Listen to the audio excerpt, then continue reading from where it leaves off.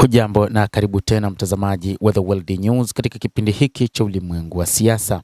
Mimi ni Adam Hussein. Rais wa Marekani Donald Trump amesema kwamba nchi zinazosimamia upatanishi zimemshauri asitishe mapigano ili kutoa fursa kwa diplomasia. Rais huyo wa Marekani amesema kwamba Pakistan imemshauri aache kuishambulia Iran ili mazungumzo yaendelee, na ndio maana ameamua kusitisha mapigano, lakini akadai kwamba bado Marekani ina silaha za kutosha na ina uwezo wa kufanya maangamizi ndani ya Jamhuri ya Kiislamu ya Iran. Baadhi ya watu wanasema huku ni kushindwa kwa Donald Trump, na haya yanafanyika wakati pande hizo mbili zikiwa zimesitisha mashambulizi kwa siku ya 3 mfululizo. Akizungumza alipokuwa katika ndege ya Air Force One, Trump amesema kuna juhudi mpya za diplomasia ambazo anaziona kabisa zitazaa matunda ya kusitishwa kwa vita, lakini wa Iran wanasema kwamba wao hawana taarifa za kufanyika kwa mazungumzo ya aina yoyote na hakuna mazungumzo ambayo yanaendelea kati ya Marekani na Iran. Vita vya Marekani na Iran vilianza mwishoni mwa mwezi Februari kwa mashambulizi ya Marekani na Israel na kuyumbisha uchumi wa Mashariki ya Kati na ulimwengu kwa ujumla. Na kinachoonekana kwa sasa ni rais huyo wa Marekani kutafuta njia za kutaka kujitoa katika mapambano. Rais huyo amesema kuwa iwapo juhudi zinazoendelea za mazungumzo anazodai kwamba washirika wamemtaka asiendelee na vita hivyo hazitozaa matunda, basi hatakuwa na budi kwanza tena kufanya mashambulizi dhidi ya Iran.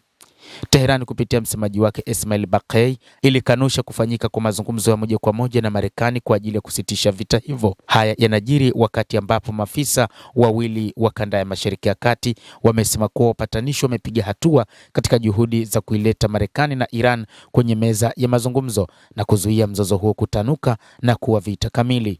Hata hivyo hakuna maelezo ya kina ni nini haswa kimemfanya Rais Trump kuitaka CENTCOM kutendelea na mashambulizi dhidi ya Iran, kwamba kuna mazungumzo gani na kanuni gani zilizosainiwa kati ya pande zote mbili za kusitisha mapigano. Ndio maana wa Iran wanasema hakuna mazungumzo yoyote.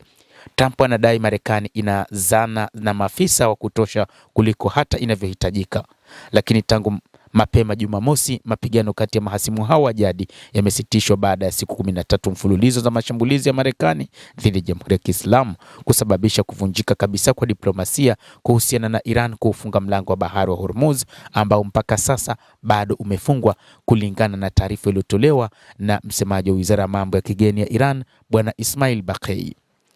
Lakini bado Mashariki ya Kati haina utulivu kwa sababu Saudi Arabia inaendelea kushambuliwa kwa ndege zisizokuwa na rubani pamoja na makombora mazito kutoka kwa wapiganaji wa Kihouthi wanaodaiwa kuwa na ushirika na Iran. Licha ya utulivu ulioshuhudiwa kwa siku 3 hadi sasa katika baadhi ya mataifa Mashariki ya Kati ikiwa ni pamoja na Iran na mataifa mengine ya Mashariki ya Kati, lakini Saudi Arabia bado inashambuliwa na wapiganaji wa Kihouthi, huku drone zikiendelea kuishambulia nchi hiyo, lakini pia kukidaiwa kwamba kuna baadhi ya makundi yaliyo na mafungamano na Iran nchini Iraq yakilenga miundombinu ya mafuta. Riyadh imeitaka Baghdad kuzuia mashambulizi kama hayo yasifanywe kutoka kwenye mipaka yake, na sasa Waziri Mkuu wa Iraq Ali Al-Zaid ametoa wito wa uchunguzi kufanyika kuhusiana na madai hayo ya Saudi Arabia ya kushambuliwa kwa drone zilizorushwa kutoka Iraq na makundi yaliyokuwa na mafungamano na Iran.